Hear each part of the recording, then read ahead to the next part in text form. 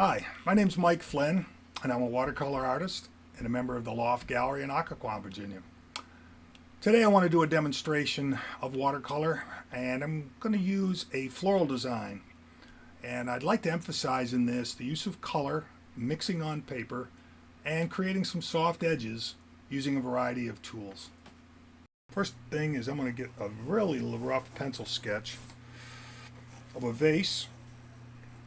And you notice I'm putting it down here in the bottom corner. I don't want it directly in the middle. I want there to be an emphasis in this area of the painting rather than dead center. And I think that'll develop. So I'm going to just put in some rough shapes. These represent the main flowers in this. And I'm going to just put in a little bit of a sketch over here that I want to have a shape and piece go right off the paper. And then second, I'm going to have a piece over here. And probably put a couple smaller ones up here. And that's my rough sketch. And I'm using a round brush, probably a number 7, number 8.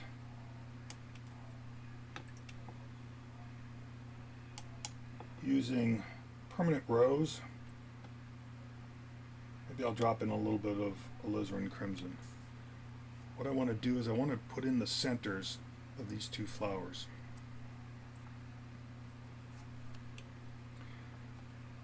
And I'm putting in a pretty strong value. And there's a little alizarin crimson along with some of that permanent rose. Now I'm taking a damp brush, and what I do is I wet the brush, drop it on this old sponge to release some of the water, and then I come in with that damp brush and start softening edges.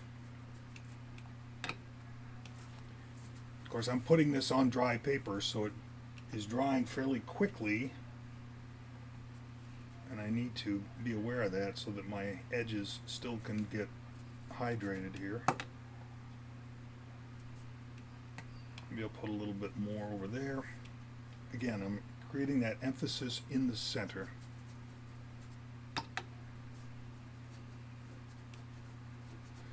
And you want to remember, these pencil lines that I put in are simply a guide for me.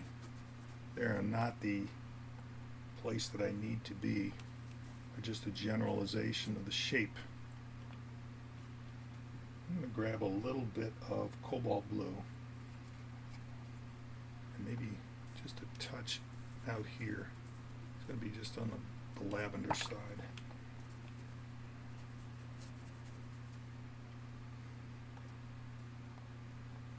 So when I touch that, it is already wet, and I'm putting wet into wet. If you notice, I said this is on dry paper, but wherever there is an area that is already wet and I drop more in there, the colors will diffuse and mix, which is what I'm looking for.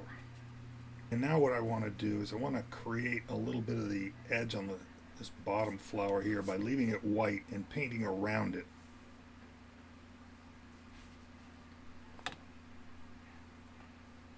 So I go right up to the edge and then I just paint around, which gives the viewer a better view of the top of this one, which remains white. Alright, now I'm going to go in now and I'm going to grab a little bit of sap green, a little bit of ultramarine blue, more of a bluish green. And I'm going to start going in, start creating some of the background in this shape. The leaves, stems. Grab a little bit of raw sienna. Excuse me, that's yellow ochre. Sometimes they change the colors I have in a palette. That's yellow ochre.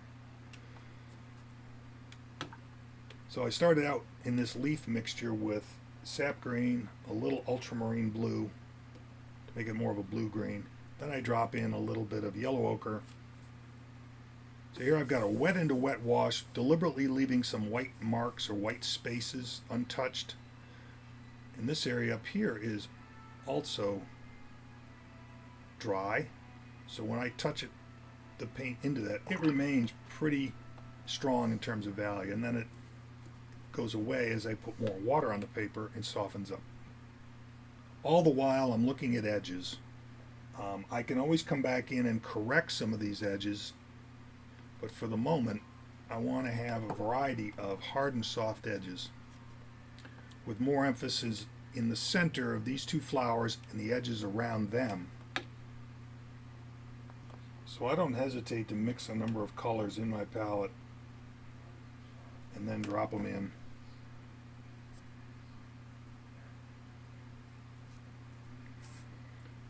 And when I teach, I often mention to students, use the whole brush. You'll notice I'm using the side of this round brush, not only just the tip, because I can get more brush work and brush marks by doing that. So I'm deliberately leaving white pieces.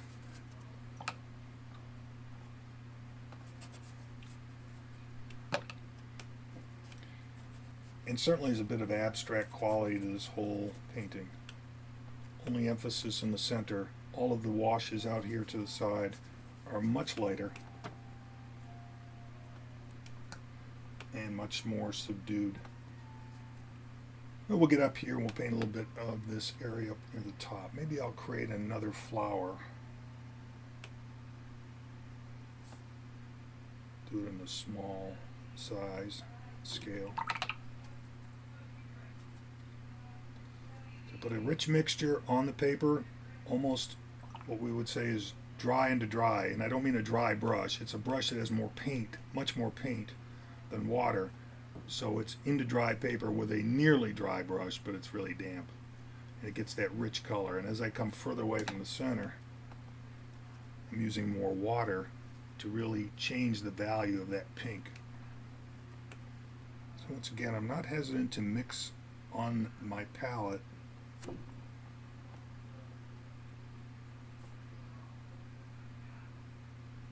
and mix on the paper. You'll notice I picked up a little bit of that yellow ochre, and I also have gone in now with that yellow ochre along with a little bit of cobalt blue, creating a richer green in that area. And you notice the value here and the value here are much stronger, and it helps to make the big centerpiece flowers stand out, push them forward, if you will.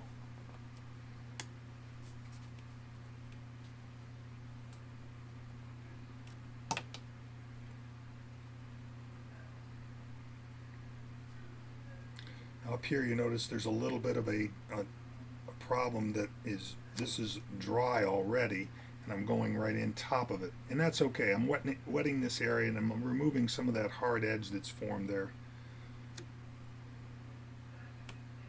There's a fluid nature to this. There's no right or wrong way. I think the only thing people might do that they shouldn't is get a little too tight with their brushwork and not give an opportunity for colors to mix. Use enough water.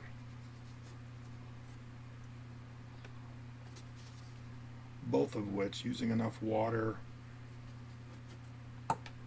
and brush marks.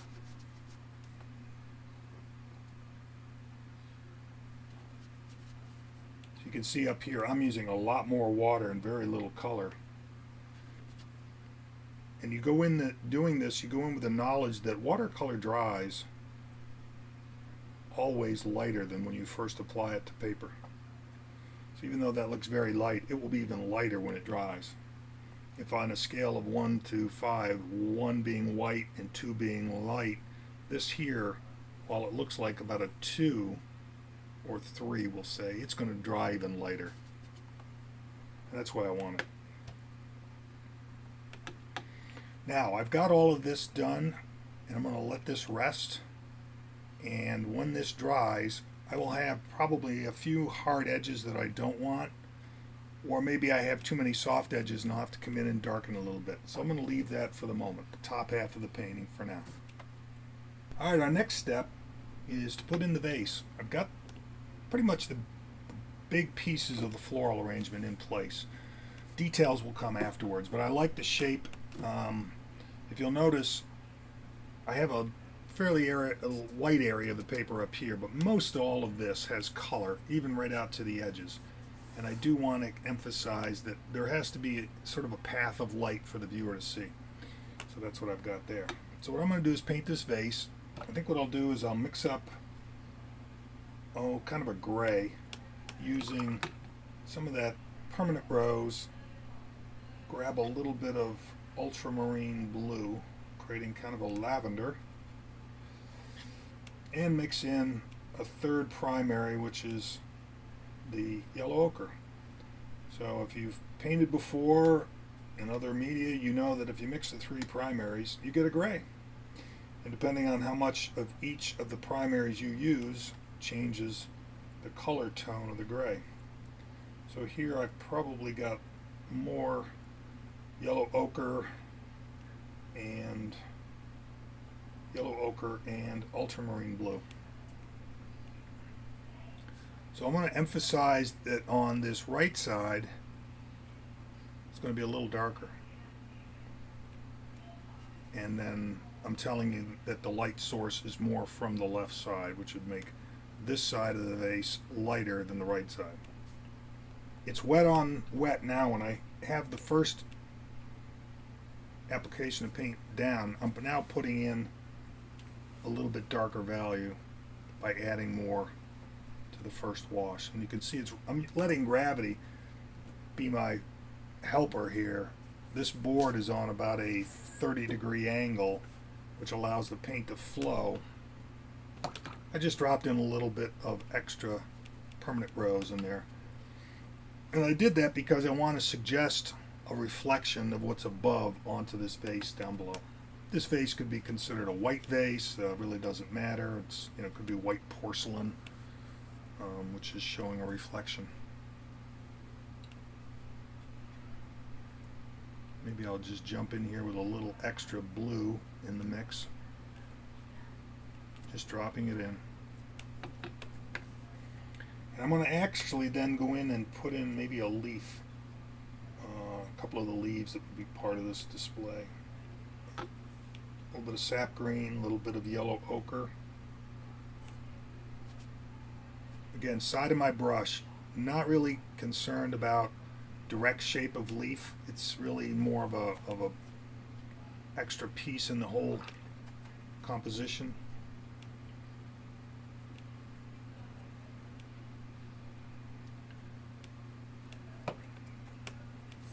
And if you haven't noticed by now, I'm doing a lot of color mixing right on the paper. I could sit here and I could mix all of these perfectly as I think they should be in the palette, but I'd rather they mix on paper. It's a lot more interesting and a lot more fun, I think.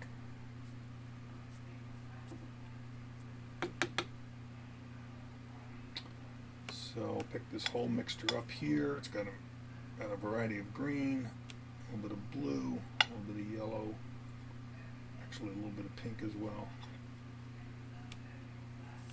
So these leaf shapes, I'm going to come up here and drop one in. Just come in a little bit more with what I think is the leaves of this.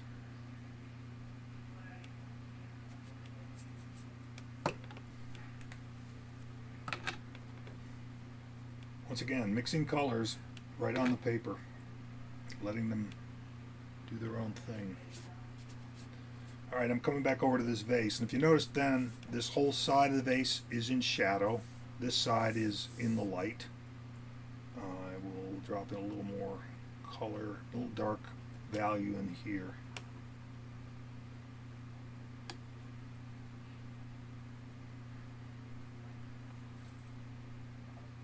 And I'm letting gravity work for me here as well.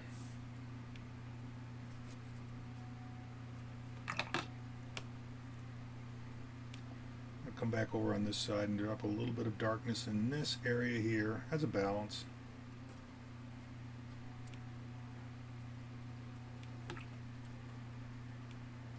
And let's go up to the top here.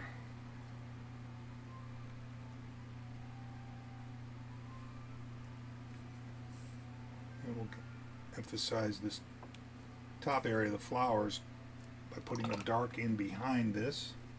Mentioned before, you can make these flowers stand out by painting behind them, bringing them more forward.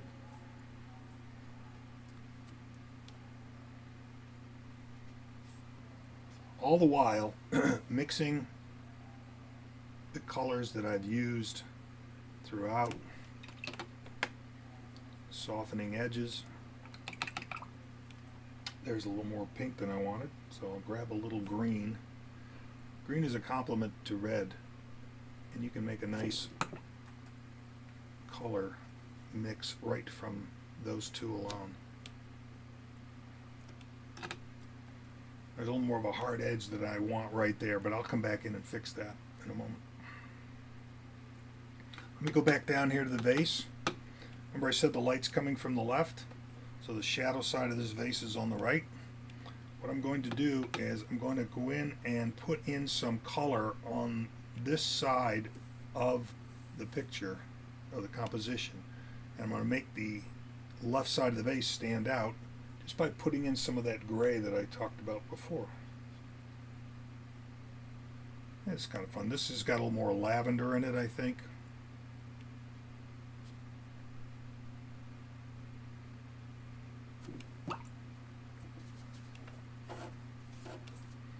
I'll pull a little bit off into this space over here just to give this space a little bit of a chance to show.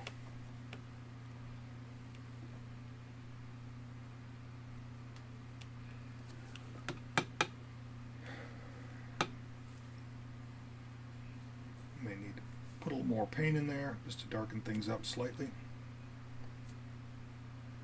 And all the while, I'm trying to connect the shapes so that things don't stand by themselves. There's some connection. Anytime you're composing, whether it's a landscape or a floral design or a still life, it's important to have shapes connect so that there's a flow to the painting. This is your painting, your composition, of course, and you're going to change things based on your design, but it's important to have connection of shapes so that there's a way to go through the painting and view it.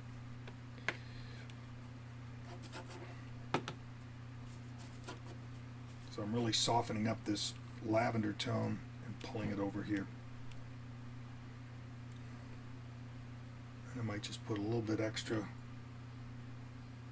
into this little spot right here because I don't want this to look too light. I want there to be a little bit more in there.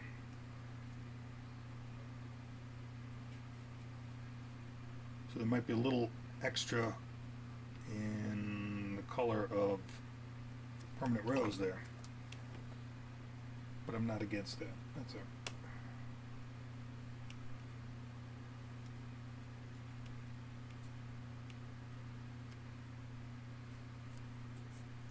Again, I'm going back in here now and I'm starting to fill in with a little more value in here because I want these flowers to start popping out more, so I drop in a little bit of dark around the edges.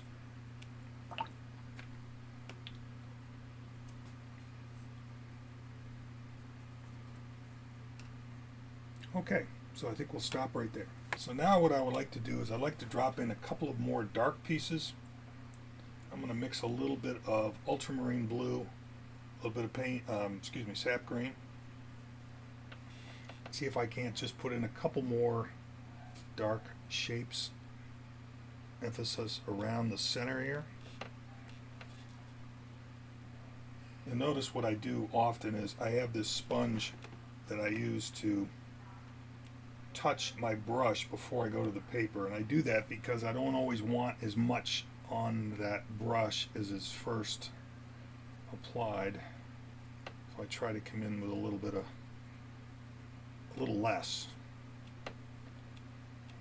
Again, brush marks and brush work in watercolor is another one of those legs on a stool. You have to have the right amount of paint and water on your brush, and you have to create brush marks, and it's always going to be a challenge for somebody that hasn't worked in watercolor. And it goes without saying. I mean, you can't learn to play a piano without some training and practice. And the same goes through with painting. Practice. All right, I'm going to take my brush and I'm going to do a little splatter. And you always want to be a little bit of, use a little cautiousness in this. All I'm doing is creating little marks, small marks on this. And if I don't like them where they are, I can always come back in and connect some of these splatters.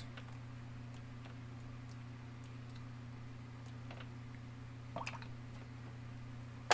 might even go with a, it's called a rigger brush, and that's a brush that is very few bristles on it, but it's very narrow and thin and allows you to create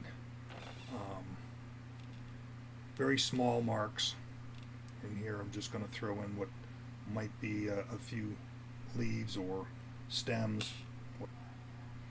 Pretty much just picking up what's on my palette, creating these darks.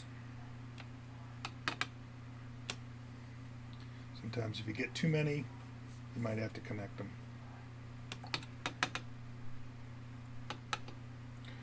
Alright, I'm going to use this same rigger brush, and I'm going to go in with a little bit of Payne's Gray and a little bit of alizarin crimson combined.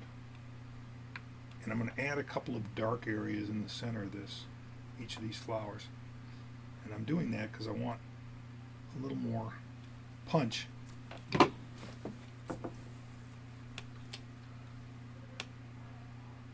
want there to be a little more punch in the centers of some of these three main ones, these three right here. Now you might notice I don't have a vase of flowers to go by, so I'm really just going some of what I've done earlier in a little bit of a prelude to this demonstration. I've done a few of these in the past, and so I have a sense of where I want parts to be and how I want this to develop. So that might be a little bit too much. What I'm going to do is I'm going to take a tissue and I'm going to lift some of that out. It's another tool in watercolor is Kleenex or tissue.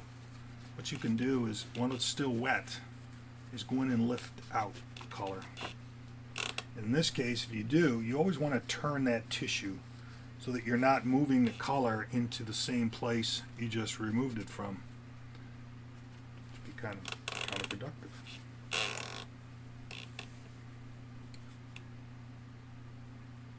Go back in a little more of this permanent rose.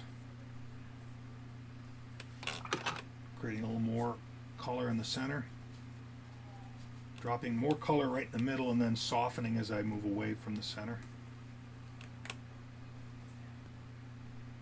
And this dark area here that I'm putting in is Payne's Gray. Payne's Gray is like a black. It has a little more of a blue bias to it. I guess that's the way it's made by the manufacturer.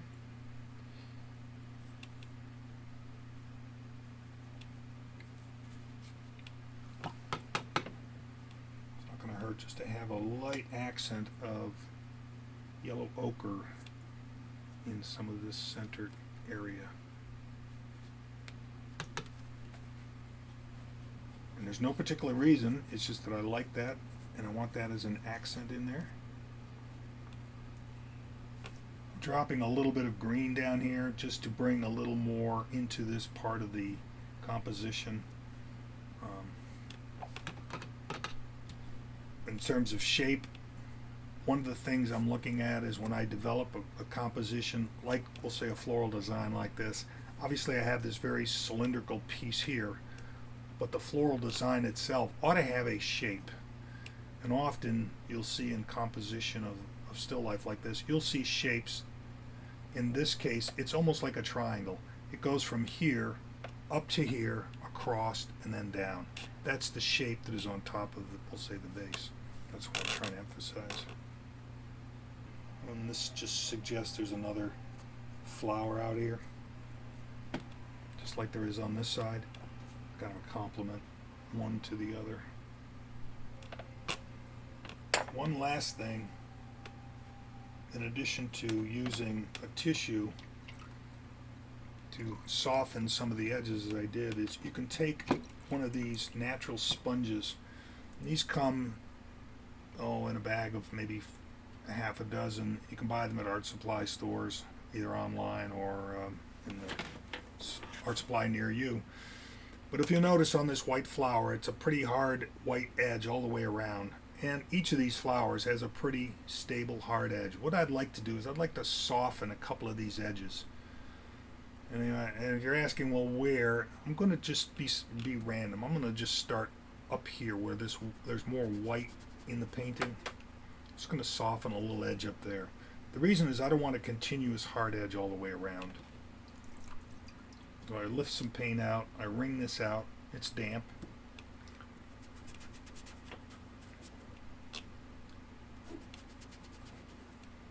And I do, like with the tissue, I move this around just a little bit so I'm not just scrubbing paint into an area.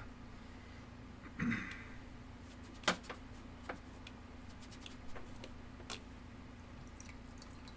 what it does is it softens edges, creates a variety for the viewer to see, and it also gives a little bit of a mystery to the overall composition. Kind of like that. Soft edges. It allows the viewer to look at a painting and have some imagination about what's in that area. I can see there's a color, but what's behind it? And then you leave that to the imagination of the viewer. Okay, I think I like that the way it is, and we'll leave that. Hope you enjoyed.